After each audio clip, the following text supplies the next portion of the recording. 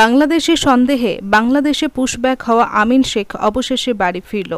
বাংলাদেশি সন্দেহে রাজস্থান পুলিশ প্রথমে গ্রেপ্তার করে আমির শেখকে, তারপর তাকে বাংলাদেশে পুশব্যাক করে। আসলে বাংলাদেশি সন্দেহে গ্রেপ্তার হওয়া আমির শেখ মালদার কালিয়াচকের জালালপুরের বাসিন্দা। রাজস্থানের কাজ করতে গিয়ে বাংলাদেশি সন্দেহে গ্রেপ্তার হয় আমির শেখ। তার পরিবারের সদস্যরা অভিযোগ আনেন আমিরকে বাংলাদেশি সন্দেহে বাংলাদেশে পুশব্যাক করে দেওয়া হয়েছে। সোশ্যাল মিডিয়ার ভাইরাল ভিডিওর মাধ্যমে তারা সমস্ত ঘটনা জানতে পারে। অবশেষে রাজ্য সরকারের উদ্যোগে ও তৃণমূল কংগ্রেস নেতৃত্বের উদ্যোগে এই যুবককে বাংলাদেশ থেকে ভারতে ফেরত আনা হয়। স্বাধীনতা দিবসের দিন গভীর রাতে সে বাড়িতে ফেরে। তার বাড়িতে যান তৃণমূল নেতৃত্ব। ওই যুবকের বাড়িতে তাকে সংবর্ধনা দেন জেলা তৃণমূল কংগ্রেসের সভাপতি আব্দুর রহিম বক্সি। তীব্র ভাষায় আক্রমণ করেন কেন্দ্র সরকারকে। পাল্টা বিজেপি নেতৃত্বের দাবি, কেন্দ্র সরকার সাহায্য না করলে এই যুবককে ফেরত আনা যেত না। তাদের আরও দাবি, এ রাজ্যে কোনো কাজ নেই, যে কারণে এখানকার শ্রমিকদের বাইরে যেতে হচ্ছে, আর বাইরে কাজ করতে গিয়ে সমস্যায় পড়ছে। এর জন্য দায়ী তৃণমূল পরিচালিত সরকার। মালদার কালিয়াচক থেকে নিজস্ব প্রতিনিধির রিপোর্ট, সময়ের সংবাদ। আমি 3 মাস আগে আমি কাজে গিয়েছিলাম। 3 মাস আগে আমি কাজে গিয়েছিলাম রাজস্থান বেলপাড়া কাজে যাওয়ার পর আমি টেম্পু থেকে কাজে যাচ্ছিলাম। যাওয়ার পর প্রতাপনগরের পুলিশ, আমি কাজে যাওয়ার পর আমাকে থানা থেকে ধরে নিল। রাজস্থানের পুলিশ আমাকে ধরে নিল। ধরার পর আমাকে ওখানে আইডি প্রুফ চাইলো। আইডি প্রুফ দেখালাম। আমার দাদা থেকে শুরু করে, আমার বাপ দাদা থেকে শুরু করে সব প্রুফ দেখেছি। আধার কার্ড, ডকুমেন্টস সব কিছু দেখেছি। আমার রেশন জন্ম সার্টিফিকেট দেখেছি, তবেই মানেনি। অনেক আমাকে মেরেছে, মেরে উড়ে আবার তারপর কিছুদিন পর রেখে ওখানে, তারপর আমাকে জেল দিয়ে দেয়। জেল দেওয়ার পর ওখানে আমি 2 মাস জেল খাটলাম। জেল খাটার পর ওখানে আমার মোবাইল ছিল, মোবাইলও নিয়ে নিয়েছে। টাকা ছিল 15,000 টাকাও নিয়ে নিয়েছে। তারপরে নেওয়ার পর ওখান থেকে আবার আমাকে কলকাতা নিল। কলকাতা নেওয়ার পর আমাকে দিল তোমার বিজেপির বেসেবের হাতে। দেওয়ার পর আমাকে কুচব্যাক করে দিল। কোথা দিয়ে পুশব্যাক করেছিল? বেনাফুল বর্ডার দিয়ে। তারপর ওখানে আমাকে কুচব্যাক করে দিল। তারপর কি হয়েছে, ওখানে অনেক মেরেছে। কোথাকার নাগরিক তুই? ভিডিও করেছে, নাগরিকতায় বলেছি আমি ইন্ডিয়ান নাগরিক। এখানে আমি কাজে গিয়েছিলাম, এরকম করে আমাকে ধরেছে। তো বলছে না, তুই ইন্ডিয়ান নাগরিক না, তুই বাংলাদেশের নাগরিক। এ বলে আমাকে অনেক মেরে উড়ে। তারপরে আমাকে যে প্রশ্ন লিখেছে ওখানে বাংলাদেশে, ওই বলতে বললো, বলে ওরা বললো, আমি বললাম সঙ্গে সঙ্গে। কিভাবে পাঠানো হলো? আমাকে পাঠানো হলো ওখান থেকে আমাকে জেলে দিয়েছিল। জেলে দেওয়ার পর আমাকে ওখানে ছুটে দিল। ছুটে আবার এখানে ইন্ডিয়ার বেসের হাতে দিয়ে দিয়েছে। ইন্ডিয়ার বেসের হাতে দেওয়ার পর আমাকে গিয়েছে এখানে তোমার বসিরহাট থানা আছে, বসিরহাট থানাতে তুলে দিল, আমাকে দিয়ে দিল। তোমাকে কি বাংলাদেশে পাঠিয়ে দেওয়া হয়েছিল? বাংলাদেশে পাঠিয়ে দেওয়া। কিভাবে পাঠানো দিয়েছে?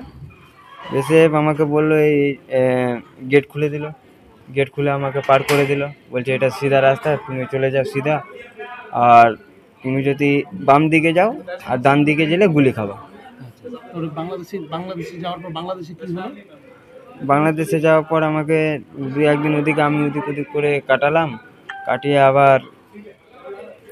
কাটার পর আবার আমাকে পুলিশ ধরে নেয়, ধরে আবার জেল দিয়ে দেয়। বাংলাদেশের পুলিশ? বুঝি। ওখানে বাংলাদেশে তুমি একটা ভিডিও তোমার একটা ভিডিও সোশ্যাল মিডিয়ায় ভাইরাল হয়েছিল। হ্যাঁ, ওখানে বাংলাদেশে তুমি কি করছিলে? এই কয়েকদিন কোথায় ছিলে বাংলাদেশে? আমি এদিকেই বললাম তো, রাস্তাঘাটে ঘুরে বেড়াচ্ছিলাম। বুঝি। তারপরে আবার কিভাবে তোমাকে নিয়ে আসলো ওখান থেকে? আমাকে বেশে ওখান থেকে 3-4 দিন থেকে আপনার জেলে দিয়েছিল। আচ্ছা, জেলে ছিলাম। তারপর ওখান থেকে তোমাকে ফেরত পাঠানো হলো? জামিন নিয়ে এসেছে ওখান থেকে। বলছি, এতদিন পর বাড়ি আসলে ভালো লাগছে? ভালো তো লাগছে, কিন্তু গরিবের উপরে এত অত্যাচার, এটা তো। আর কোথায় গেছিলে কাজ করতেছিলে? আমি রাজস্থান বেলপাড়া। কি কাজ করতে গেছিলে? আমি ছাদের কাজ করতাম। আর যাবে কাজ করতে? আমাদেরকে তো যেতে হবে, না খাটলে আমি খেতে পাবো না। ঠিক আছে না বিষয়, গরিব মানুষ না খাটলে খেতে পাবো না। কি নাম আপনার? আমার নাম আমির শেখ। তুমি যখন বাংলাদেশে ছিলে, হ্যাঁ, বাংলাদেশে তোমাকে কোনো অত্যাচার করা হয়েছিল, মারধর করা হয়েছিল? হ্যাঁ করেছে। পাবলিক না পুলিশ? পুলিশ মেরেছে আমাকে, পাবলিক মারেনি। পাবলিক কি তোমাকে ধরে নিয়েছিল? না, পাবলিক আমাকে হ্যাঁ জিজ্ঞাসা করছিল কোথায় বাড়ি, কোন গ্রাম, এই জিজ্ঞাসা করছিল। আমাকে ভালো লাগছে, কিন্তু একটাই দুঃখ যে মেরেছে, শরীরে খুব অসুস্থ, শরীরে থাকতে পারছে না, কিন্তু আমরা খুব খুশি হয়েছি। আর আমরা যারা এরকম করেছে তাদের শাস্তি চাই। আপনার নাম? মোমেনা বিবি। কে হয় আপনি? আমার পোতা হয়। আমরা খুবই আনন্দিত, গর্বিত। আমির ভাইকে আমরা ফিরিয়ে আনতে পেরেছি। আজকে পশ্চিমবঙ্গ সরকারের সম্মানীয় মুখ্যমন্ত্রী তাকে বাংলাদেশে পুশ করে দেওয়ার পর থেকে লাগাতারভাবে কেন্দ্রীয় সরকারের উপরে একটা প্রবল চাপ রেখেছিলেন, এবং আমরাও সর্বত্র আপনি লক্ষ্য করে দেখেছেন মালদায় আমরা বিশাল এক মহামিছিল করেছিলাম আমির ভাইয়ের জন্য, আমরা চাঁচলে মহামিছিল করেছিলাম। আজকে পশ্চিমবঙ্গের সর্বত্রই মহামিছিল অনুষ্ঠিত হয়েছিল, মিছিল অনুষ্ঠিত হয়েছিল, প্রতিবাদ মিছিল অনুষ্ঠিত হয়েছিল। যে একজন দীর্ঘদিন ধরে এখানে বসবাস করছে, তার পরিবার, তাকে কি করে বাংলাদেশে আখ্যায়িত করে এখান থেকে পুশব্যাক করে বাইরে পাঠিয়ে দেওয়া হলো। এই জন্য আমরা আন্দোলন সংগঠিত করেছিলাম। মুখ্যমন্ত্রীর তৎপরতার কারণে আজকে নির্লজ্জ, বেহায়া কেন্দ্রীয় সরকার, একটা অপদার্থ প্রধানমন্ত্রী, যিনি আজকে বাঙালিদেরকে বাংলাদেশে আখ্যায়িত করছেন, একটা স্বৈরতান্ত্রিক প্রধানমন্ত্রী, একটু মানুষ মারা, মানুষ খেকো, নেক্রোবাগের মতো একজন হিংস্র প্রাণী প্রধানমন্ত্রী বাঙালিদের উপরে অত্যাচার করছেন, বাঙালিকে আক্রমণ করার চেষ্টা করছেন। আজকে আমির ভাই হচ্ছে তার জাজল্য প্রমাণ। তার পূর্বপুরুষরা দীর্ঘদিন ধরে এই মাটিতে বাস করে, কালিয়াচকের মাটিতে বাস করে। আজকে বাঙালির নাম শুনলে, মালদার নাম শুনলে, মুর্শিদাবাদের নাম শুনলে তারা নাকি সবই আমরা বাংলাদেশি, আর ওরা সব এখানকার বাসিন্দা।